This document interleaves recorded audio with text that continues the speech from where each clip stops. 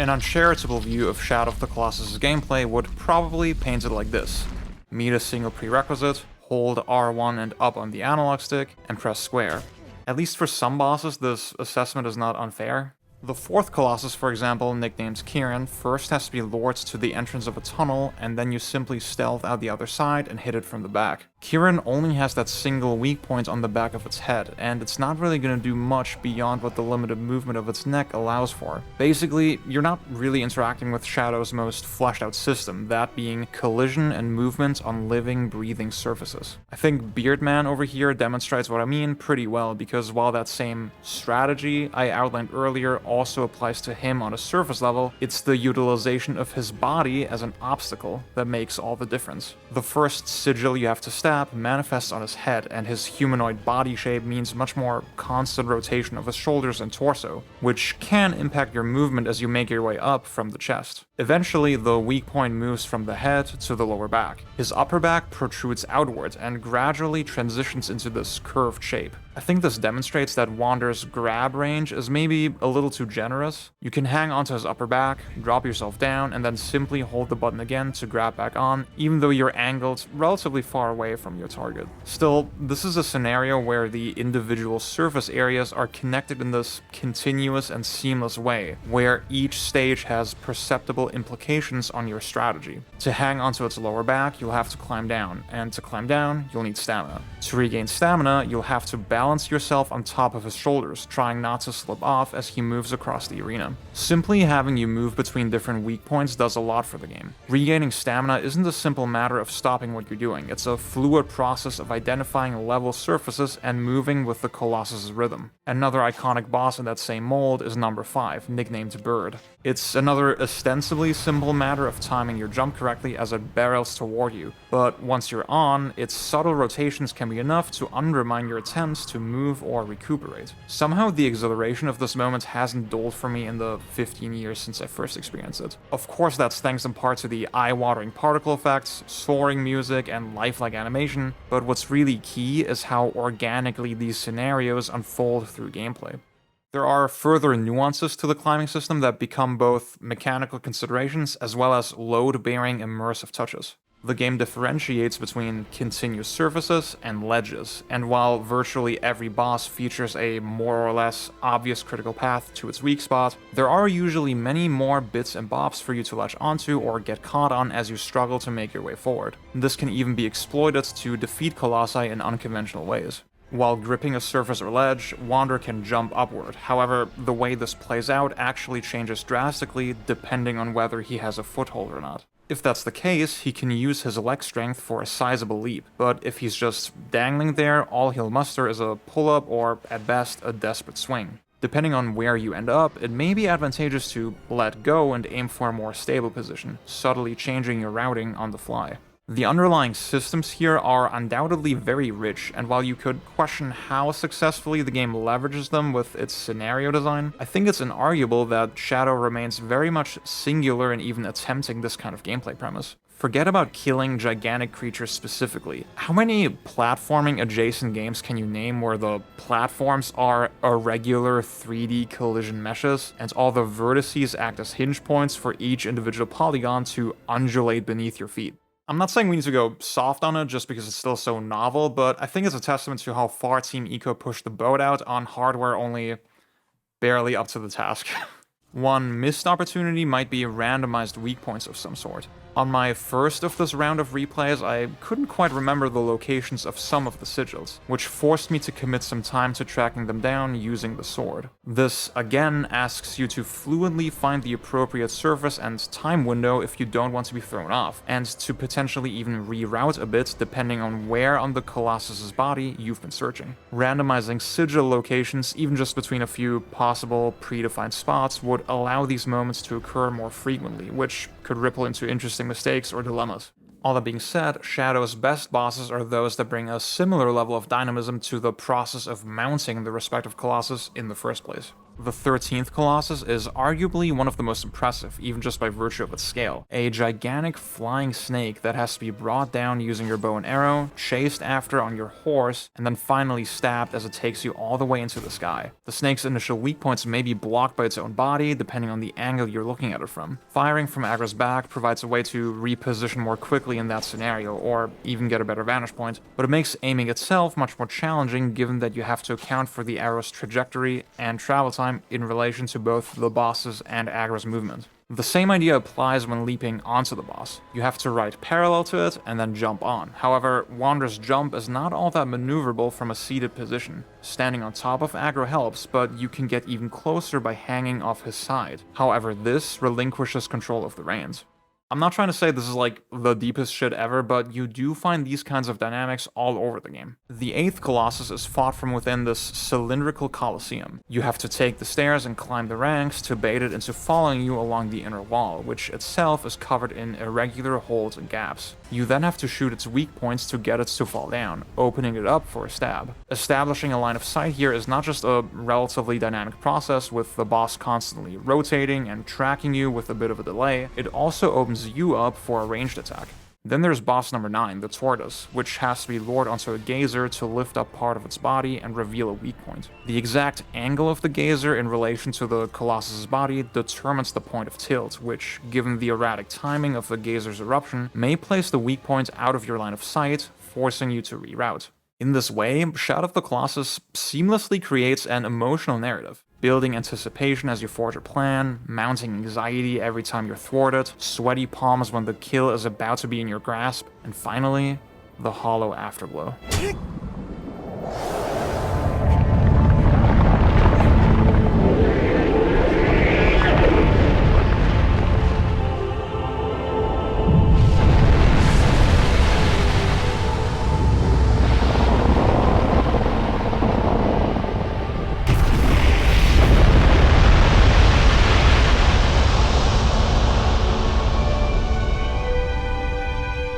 The game has a masterful awareness of its tone. One of my favorite touches is how calling out for aggro is handled. By holding the button, the camera will pan over to Wander's companion as he softly calls his name, Aggro, or whistles for him during exploration.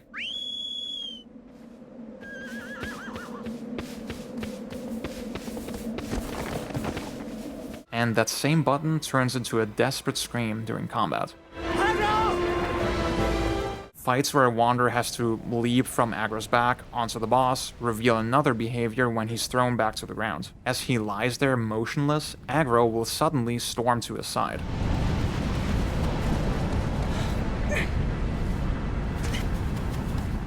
I know teleporting Aggro around while he's off-screen isn't exactly programming magic, but in the moment, it's incredibly convincing.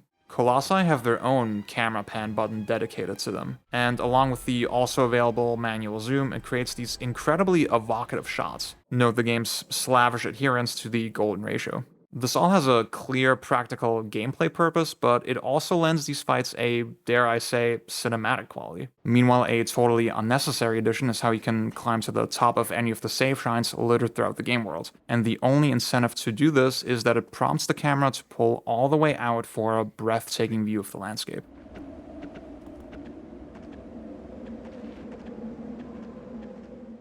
Now, this narrative building is often emergent and mechanical, like I said, but it's also baked into the different scenarios. I had a particularly memorable experience with the 11th Colossus, who is teased by Dorman as the Guardian of the Flame. He rushes at you as soon as you enter the cramped arena, which feels overwhelmingly claustrophobic. The only escape is to climb one of the braziers set along the walls, and this reveals an ironic weakness, a fear of fire. Wander can use the torch to drive the boss off the ledge in the back of the room, revealing its weak point.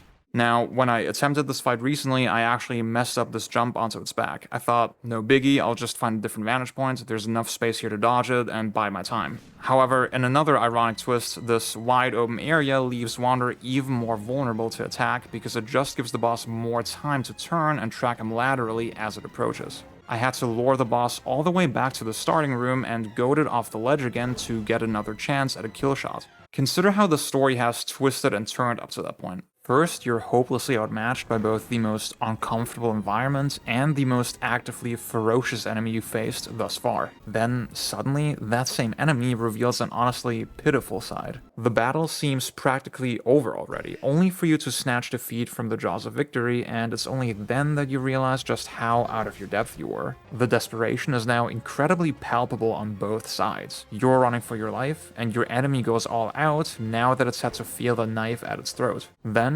finally, you regain the upper hand. Your enemy continues to struggle, but at this point, it's only delaying certain death. And it's that uncomfortable period that really sat with me. You see this creature struggle so fiercely as you slowly but surely snuff its life out. After all that, the feeling I was overcome with was more hollow than triumphant. What we have here is, in essence, a struggle for control, and that is the theme that interests me the most about Shadow. It all starts with Mono. All we learn about her is that she had to be ritually sacrificed as part of her cursed fate. This suggests to me that at some point, she must have been robbed of her ability to control her own destiny. Wanderer recognizes the unfairness of this and chooses to transgress the laws of his community, stealing the sacred sword and entering the Forbidden Land in an effort to gain control. This draws Dormant's attention, who we learn has control over life and death, but is themselves trapped. It's implied that the Colossi were artificially created to keep Dormant in check, to wrestle control away from them. The nature of the Colossi's existence is maybe the game's most mysterious element. It seems they're each bound to their respective area, some maybe even having tasks beyond trapping Dormant. They exhibit curiosity in their surroundings, pain, and instinct to self-preserve, but it's unclear how deep their consciousness extends and whether they possess free will, whether they're in control. When I watch Wanderer climb a Colossus, the image that comes to mind for me is that of a parasite claiming a host. A much larger and seemingly more complex organism turned into a husk with the forceful entry of this tiny Trojan horse. That same idea is of course inverted in Shadow's final act. With every Colossus slaughtered, Wanderer's body gradually decays, until it eventually allows Dormant to claim it for their own. In his retrospective on the game, Matthew Matosis makes the great observation that this shift in perspective reveals who truly was in control all along.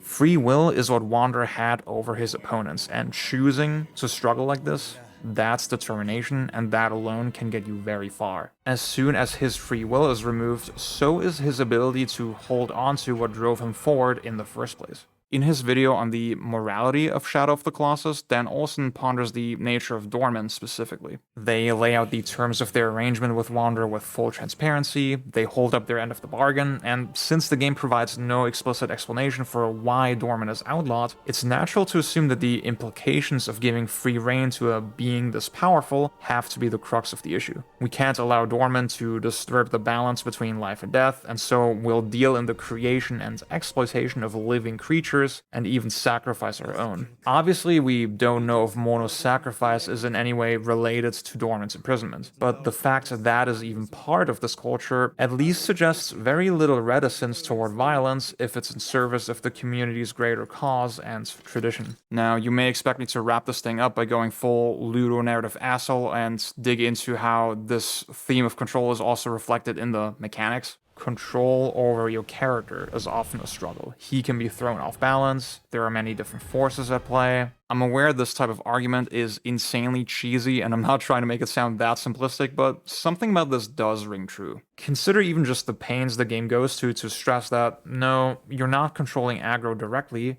you're controlling the reins. This is conveyed with a noticeable delay in how aggro will follow directions, as well as his general autonomy. I personally can't recall many games with mounts that would avoid obstacles of their own volition somewhat realistically between this and Breath of the Wild. It's important to stress that all of this is how we perceive Shadow of the Colossus through its aesthetic. This idea of the analog stick manipulating the reins specifically probably isn't even reflected like that in the game's programming.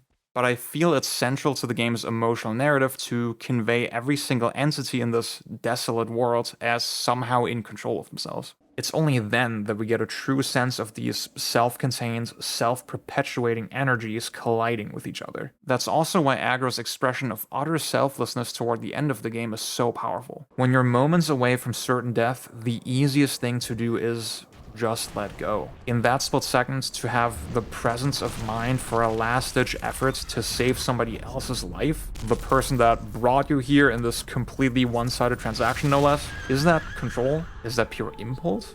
All I know is that Shadow of the Colossus is truly special in how it juxtaposes these incredible displays of life and conviction with almost boundless ruin and death. It's an old adage, but it's hard to truly appreciate one without the other, and you don't really understand what you have until it's taken away from you.